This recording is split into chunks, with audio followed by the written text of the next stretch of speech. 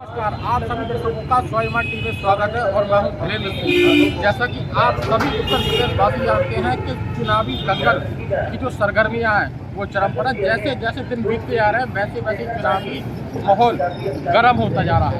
इस वक्त हम मौजूद हैं बरेली के नवाबगंज विधानसभा में और यहाँ पर जो बहुत सारी पब्लिक है उससे हम बात करेंगे और जानेंगे कि यहाँ पर कितनी हवा चल रही है। उत्तर प्रदेश में चुनावी माहौल के दौरान स्वाभिमान टीवी की टीम आज नवाबगंज क्षेत्र का सर्वे करने निकली।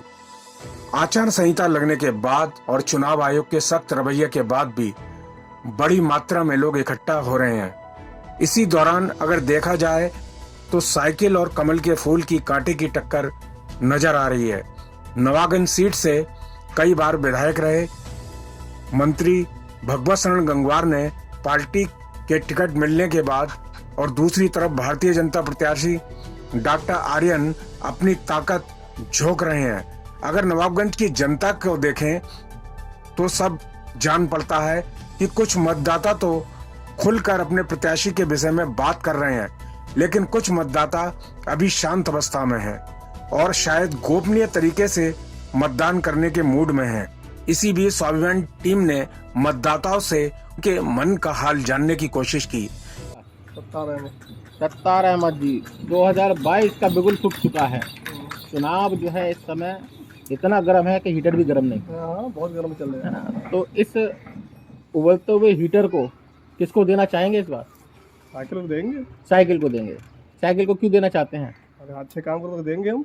अच्छे काम किए हैं तो साइकिल को दिया जाएगा। अच्छा, तो कौन कौन से काम अच्छे लगते हैं साइकिल के? समय पर अच्छे लगेंगे काम, रोजगार मिला सब बढ़िया मिला तो बढ़िया। प्रत्याशी यहाँ पर कौन खड़े हैं साइकिल से? भगवत शरण गंगवार जी खड़े हैं। भगवत शरण गंगवार जी इससे पहले भी विधायक यहाँ रह चुके हैं। तो यहाँ पर क्या क्या काम किए हैं उनके द्वारा? सारा काम करे, रोड बनवाए उन्होंने, खंभा आए, बिजली आई, सब काम आए।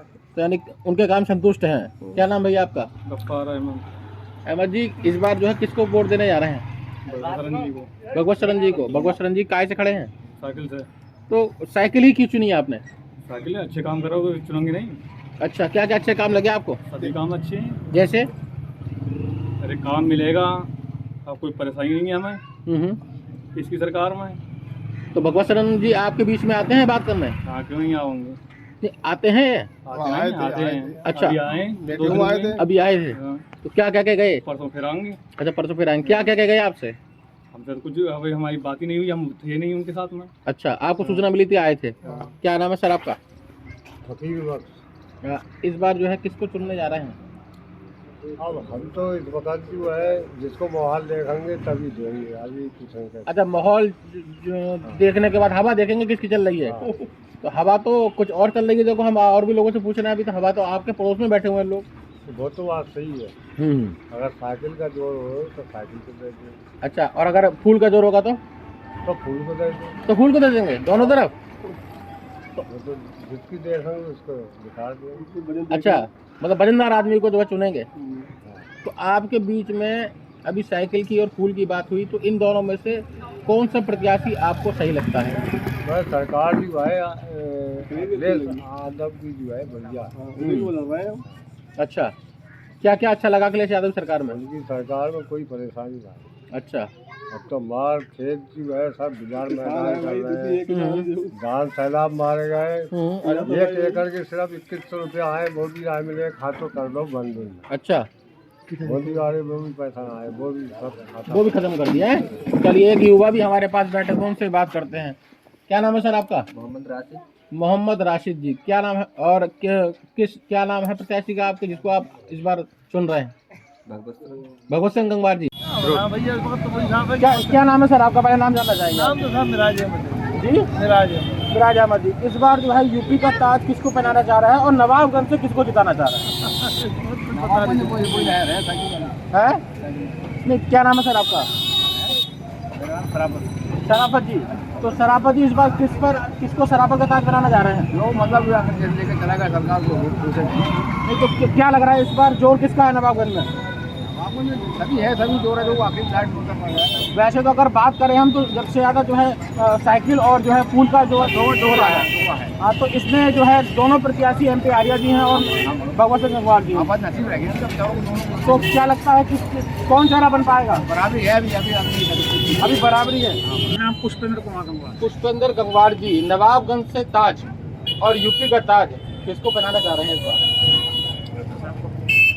क्या कहती है पब्लिक? आपके विचार क्या कहते हैं? पब्लिक तो ये सुनना चाह भाई रही है। ऐसा है, लोग राष्ट्रीय मुद्दे पर वोट ज्यादा देते हैं, लोकल के लोग भी हैं। और दो ही प्रत्याशी यहाँ हैं जिनमें आपस में फाइट है। ठीक से फाइट। एक तो भाजपा के हैं डॉक्टर साहब MP आर्या, जी। दूसरा सपा के जो प्रत्याशी हैं वो भी कई बार मंत्री भी रहे, विधायक भी रहे, पब्लिक में उनका भी अपना योगदान भी है। अगर माने तो शायद MP आर्या जी का पहला चुनाव है ये। जी जी। हाँ हाँ, और भाजपा से प्रत्याशी भी हैं और जो साइकिल से जो प्रत्याशी हैं वो कई बार यहाँ पर विधायक भी रह चुके हैं और मंत्री भी रह चुके हैं, तो अनुभव ज़्यादा है शायद उनको। तो ऐसे में क्या कहना चाहेंगे, किधर ऊट करवट लेगा अपना? देखिए, तो पब्लिक का है और ये फाइट बहुत नज़दीकी होगी, नज़दीकी होगी। तो दोनों मजबूत हैं।